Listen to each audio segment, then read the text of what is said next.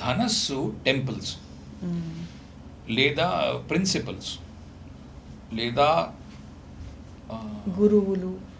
గురువులు లేదా టీచర్స్, అదే టీచింగ్ ప్రొఫెషన్, మెంటార్స్, హీలర్స్ కూడా అనుకోవచ్చు. కన్య నుంచి హీలర్స్ ఇక్కడ నుంచి కూడా రావచ్చు. కర్కాటక నుంచి కూడా హీలర్స్ రావచ్చు. స్వాంతను కలిగిస్తారు కదా, వాటర్ కావాలి, రైట్? సో ఉత్త హీలర్ కావాలి అనుకుంటే మాత్రం ధనస్సుని ఏదైనా నీటితో కలపాలి. అవును, ఎందుకంటే ఇది ఫైర్ సైన్ కదా.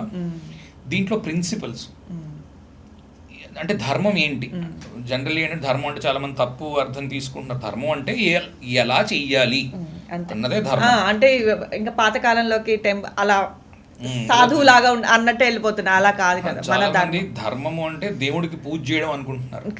కాదు. ధర్మము అంటే చేయవలసిన పని చేయవలసిన రీతిలో చేయడం, అది ధర్మం, మన కర్తవ్యం. అది 9th house. Father's profession, community profession అంటే ఒక కులానికి ఒక వృత్తి ఉండేది. ఓకే, కుల వృత్తులు చేసుకునేవాళ్ళు. ఓకే, తండ్రి చేసిన పనినే వాళ్ళు స్వీకరించి చేస్తున్నది లేదా వాళ్ళ కుల వృత్తిగా చేస్తున్నది, వారసత్వంగా వచ్చిన వృత్తి. అవన్నీ కూడా 9th హౌస్లోని లేదా ధనస్సులోని ఉంటాయి. ముఖ్యంగా ఇది టీచింగ్ వైపుకి కానీ, టెంపుల్స్లో పనిచేయడం కానీ, చర్చిల్లో పనిచేయడం, మసీదుల్లో పనిచేయడం, ధర్మకర్తలుగా పనిచేయడం, ఉద్యోగాలు ఆఫీసుల్లో గట్రా పనిచేస్తున్నప్పుడు ధనస్సు నుంచి డేటా సైన్స్, డేటా అనలిటిక్స్. ధనస్సు నుంచి డేటా అనలిటిక్స్, విపరీతమైన నాలెడ్జ్ ఉన్న data analytics depending on planet.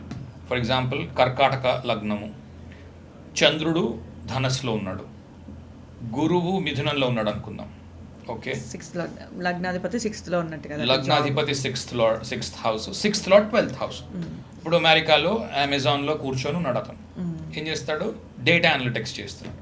So ఇక్కడ నుంచి మొత్తం డేటా తీసుకొని అనలైజ్ చేసి ఏం వస్తుందో అవుట్పుట్ 1 సెంటెన్స్లోనే ఇస్తాడు, ఒక పెద్ద రిపోర్ట్లోనే ఇస్తాడు. ఇచ్చి మేనేజ్మెంట్కి ఇస్తూ ఉంటాడు డేటా అనలిటిక్స్. మనకి ఇప్పుడు యూట్యూబ్ ఉంది, యూట్యూబ్ అనలిటిక్స్ ఉంటాయి, అవన్నీ ఆటోమేటిక్గా క్రియేట్ చేసుకుంటున్నారు చూడండి, అవన్నీ data analytics. Data science, data analytics ఇవన్నీ కూడా మీకు ధనస్సులో ఉన్నాయి.